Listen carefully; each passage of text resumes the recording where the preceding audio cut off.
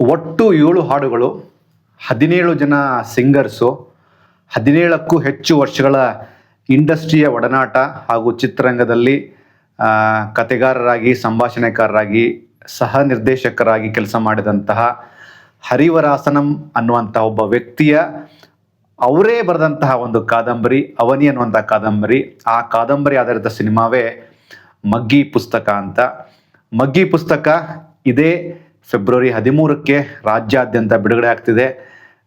ಇತ್ತೀಚೆಗೆ ನಡೆದಂಥ ಒಂದು ಪತ್ರಿಕಾಗೋಷ್ಠಿಯಲ್ಲಿ ನಾವೆಲ್ಲರೂ ಸಂಭ್ರಮಿಸಿದ್ದು ಒಂದೇ ಒಂದು ಕಾರಣಕ್ಕೆ, ಎಂಥ ಅದ್ಭುತವಾದಂಥ ಹಾಡುಗಳು ಅಂದರೆ ಆ ಹಾಡುಗಳನ್ನು ನೋಡಿದಾಗ ನಮಗೆ ಎಂ ಕಿರವಾಣಿಯವರ ಧ್ವನಿ, ಸೈಂಧವಿ ಅವರ ಧ್ವನಿ, ವಿಜಯ್ ಪ್ರಕಾಶ್ ಅವರ ಧ್ವನಿ, ನಮ್ಮ ರಾಜೇಶ್ ಕೃಷ್ಣ ಅವರ ಧ್ವನಿ, ಇಂದೂ ನಾಗರಾಜ್ ಅವರ ಧ್ವನಿ, ಇವರೆಲ್ಲರನ್ನ ಸೇರಿ ಇನ್ನೂ ಸುಮಾರು ಜನರ ಧ್ವನಿಯನ್ನು ನಾವು ಕೇಳಿದಾಗ, ಆ ಹಾಡುಗಳನ್ನು ನೋಡಿದಾಗ ತುಂಬ ಇಂಟ್ರೆಸ್ಟಿಂಗ್ ಫ್ಯಾಕ್ಟ್ರಲ್ಲಿ ನಮಗೆ ಸಿನಿಮಾ ಮೂಡಿ ಬಂದಿದೆ ಅನ್ನುವಂತಹ ಒಂದು ಫೀಲ್ ಆಗ್ತಿದೆ.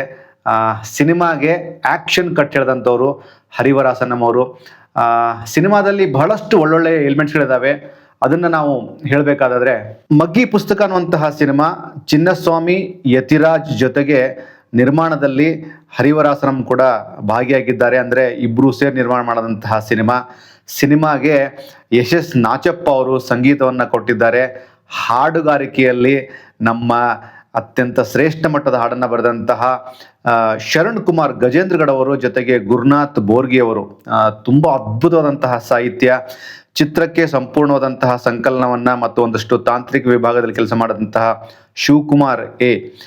ಸಾಮಾನ್ಯವಾಗಿ ಒಂದು ಸಿನಿಮಾ ದೊಡ್ಡ ಮಟ್ಟಕ್ಕೆ ಸುದ್ದಿ ಆಗಬೇಕು ಅಂತಂದರೆ ಅದರ ಕಾಂಟೆಂಟು ತುಂಬ ಚೆನ್ನಾಗಿ ವರ್ಕ್ ಆಗಬೇಕಾಗತ್ತೆ. ಮಗ್ಗಿ ಪುಸ್ತಕ ಅನ್ನುವಂತಹ ಸಿನಿಮಾ ಅದು ಅಪ್ಪನ ಮೇಲೆ ಬಂದಂಥ ಒಂದು ಹಾಡು, ಅಮ್ಮನ ಮೇಲೆ ಬಂದಂತಹ ಒಂದು ಹಾಡು, ಜೊತೆಗೆ ಕಾಂಟೆಂಟಲ್ಲಿ ಸೋಷಿಯಲ್ ಅವೇರ್ನೆಸ್ ಇರುವಂತಹ ಒಂದು ಗಟ್ಟಿಯಾದಂತಹ ಕಥಾ ವಸ್ತುವನ್ನು ತೆಗೆದುಕೊಂಡು ಹರಿವರಾಸನಂ ಬಂದಿದ್ದಾರೆ. ಫೆಬ್ರವರಿ 13ಕ್ಕೆ ಸಿನಿಮಾ ರಾಜ್ಯಾದ್ಯಂತ ಬಿಡುಗಡೆ ಆಗ್ತಿದೆ.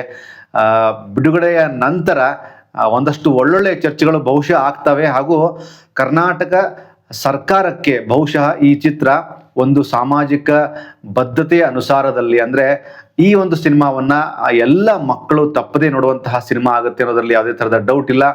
ಬರೀ ಇದು ಮಕ್ಕಳು ಮಾತ್ರ ಅಲ್ಲ, ಎಲ್ಲ ವರ್ಗದ ಜನ, ಸಿನಿಮಾ ಉತ್ಸಾಹಿಗಳು ಈ ಒಂದು ಸಿನಿಮಾವನ್ನು ನೋಡಬಹುದು. ಹಾಗಿದ್ರೆ ಹರಿವರಾಸನಂ ಅವರ ನಿರ್ದೇಶನದಲ್ಲಿ ಬಂದಿರುವಂತಹ ಮಗ್ಗಿ ಪುಸ್ತಕ ಅನ್ನುವಂತಹ ಸಿನಿಮಾವನ್ನು ಎಲ್ಲರೂ ತಪ್ಪದೇ ನೋಡಿ.